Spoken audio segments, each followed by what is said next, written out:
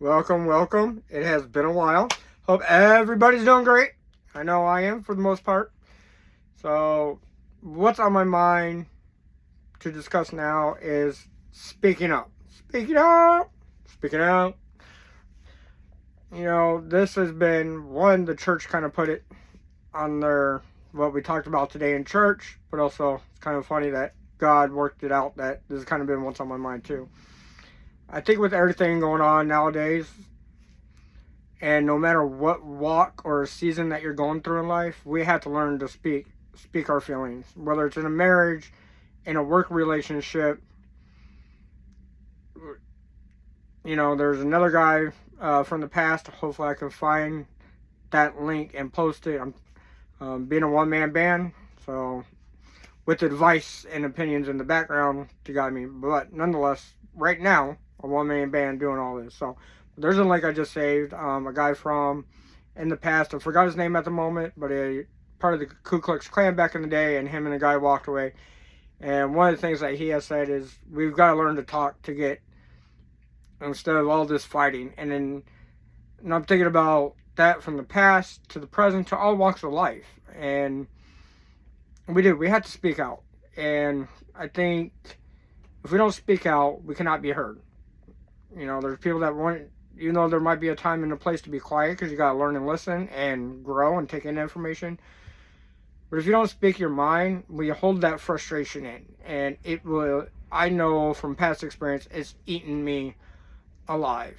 But there's also times where, as I got older and depending on the situation, and I'm talking, yes, there might have been some wrong times, like being drunk, and me and my old business partner kind of getting into it, but we also kind of knew it was coming too.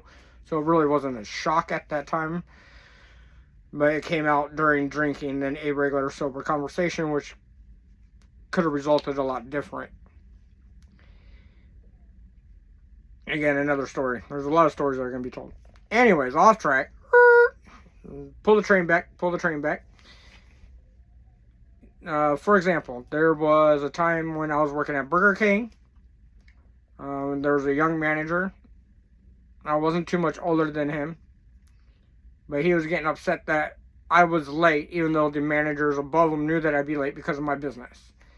And at that time, we were out for a cigarette break, doing a trash run late at night during the, second shift for fast food. And he wanted to sit there and tell me that doing my window cleaning was not as important as Burger King, that Burger King is supposed to be my priority. And I'm like, absolutely not. I go, I cannot just tell a client that I have to leave to go to a part-time job. You can't do, especially like window cleaning. Oh yeah, let me do 1 or 2 windows. I gotta go to Burger King. Then I'll be back to another 2 windows. And when you're running a business, y'all know, startup, long-term, middle-term, no matter where you're at running a business, that don't work. You're building a porch. We're going to lay down the foundation today. We'll be back.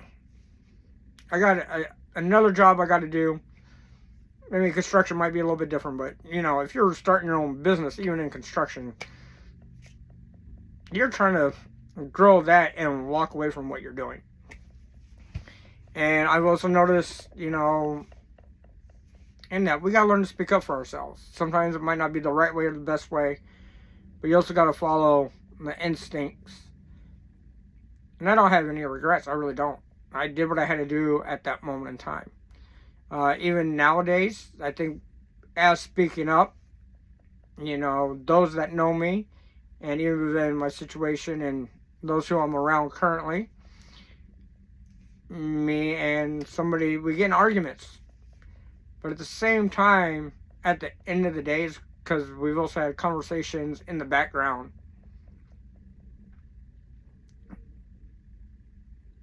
he knows I'm passionate about what I do when it comes to detailing. What gets me is when it happens over and over, and it happens in front of other employees, and it turns into a full-blown argument where we want to kill and strangle each other. Now, we know that's going to happen in life, but I have vowed to myself as an adult, I'm learning to either walk away and take a breath, But at the same time, I don't want to walk completely out the job. And I'm not talking about just because I don't have anything else lined up, I don't have enough savings. Yes, that plays a part, but as a grown adult, like I said, back in Burger King, even late 20s, beginning of my 30s, I'd walk off. Now, like, no, I need to be stronger. We're both mad. We're both misunderstanding each other, even though we want to strangle each other. We both want to do it because I understand where he's coming from. He understands, but we're arguing about it.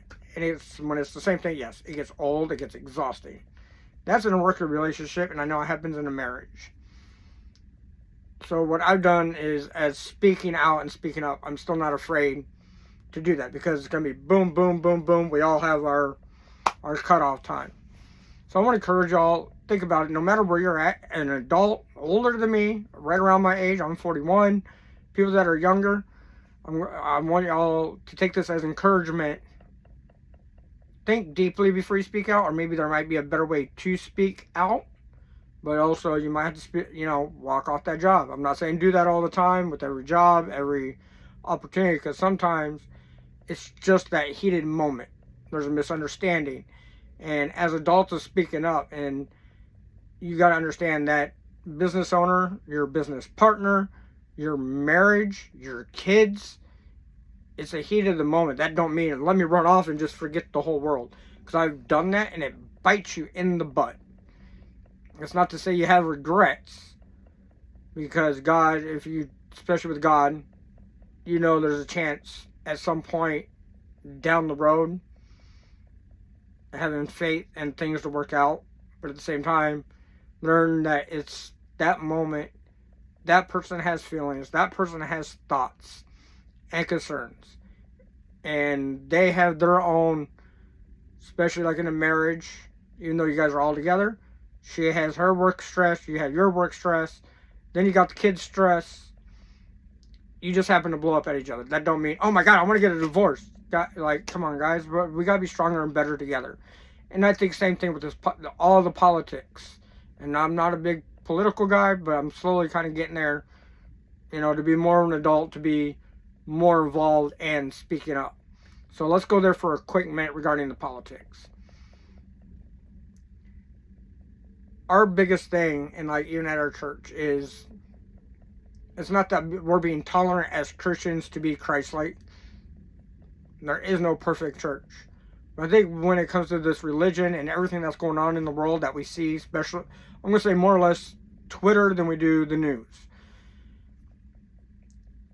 And here's the biggest difference between the Christian faith. Here it is in a nutshell.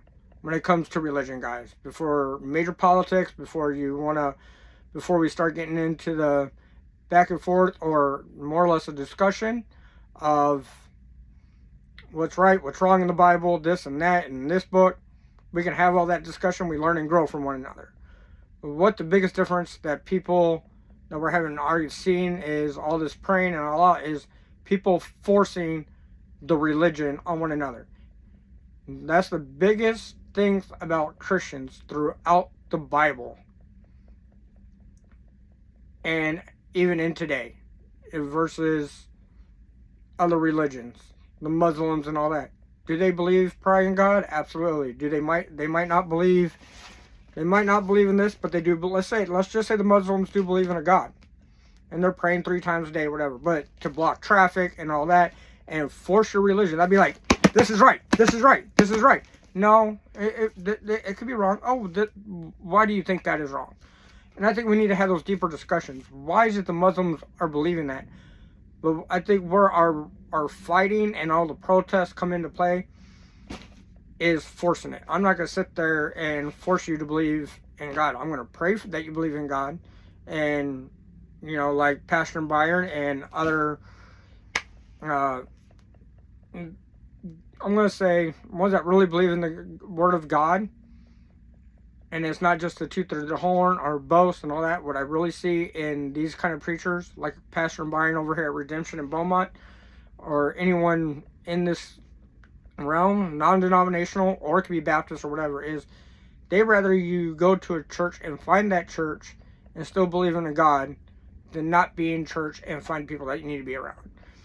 Other religions are trying to force it down your throat. And that's not what... To be Christ-like does not mean to be perfect. I'm far from perfect, guys. I have my struggles. I've told you this in my very first video.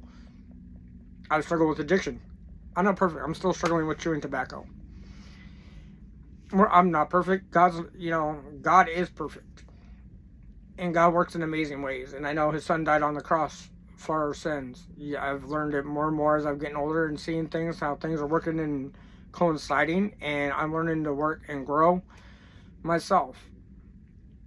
And I'm wanting to step out of my comfort zone, not just here speaking out on this platform, but other platforms. Just because I leave a comment, I'm also learning another aspect is where, like, that person is saying what they can say in a short amount. Like me commenting on now X, quote unquote Twitter, right, guys? If those that really know and kind of pay attention to the little details, it only lets you type so much. Like, it gives me a warning of 16 characters, 17, like I'm gone too much. So what somebody is trying to say in a little comment, and then we argue, well, that's wrong and that's right, and that's... Why not message that person or that? I gotta do the same thing. And so this is just kind of reaching out, speaking out together. Like, let's find out what's really going on, or why do they see that perspective. And so before we get into Democrats and politics and Donald Trump, I'm just gonna say, do we need a government? Do we need leaders? The Bible has had kings and people, all kinds of leaders, right? We have to have leadership from the top down. We need a government. Every country, Sweden, Poland, Russia. So before whether communism, Marxism, yes, in a whole, we kind of know where everybody stands, or mention where you stand, which is fine.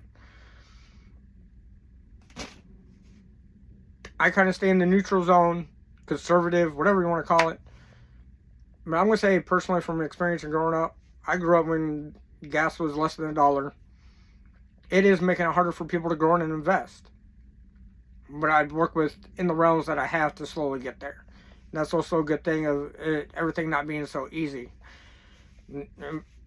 As the economy, just like if you're meant to lead, and it talks about like spiritual gifts, things like that, speaking up. Here's another example of us speaking out, speaking up. Instead of being out there protesting, that could be a way. Don't force it on people, whatever the issue may be. I think we need to have deeper discussions and forums. Like Shapiro and all them, they go out and they talk. And they're not offended. They let people have their peace and whatever. And when it comes to speaking out and being the government,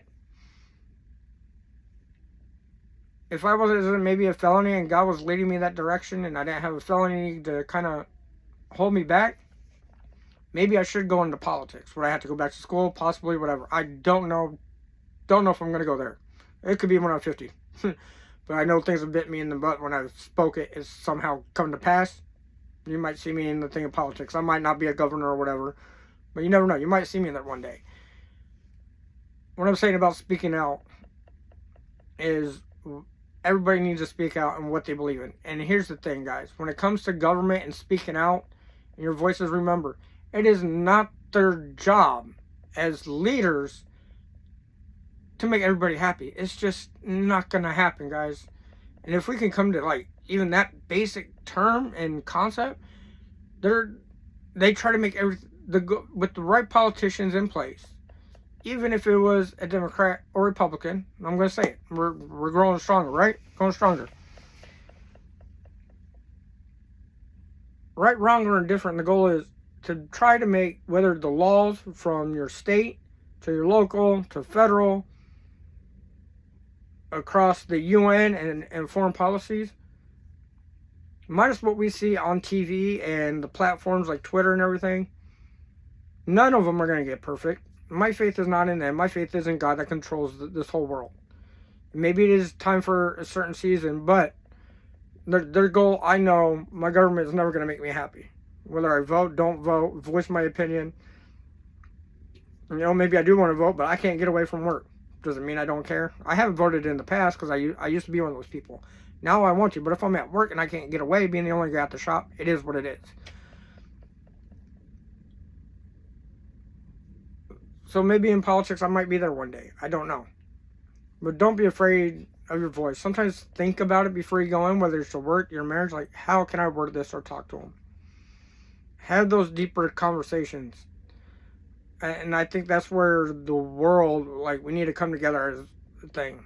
We know the government, but we do need to have rules in society. It talks about in the Bible. It's been around for a long time.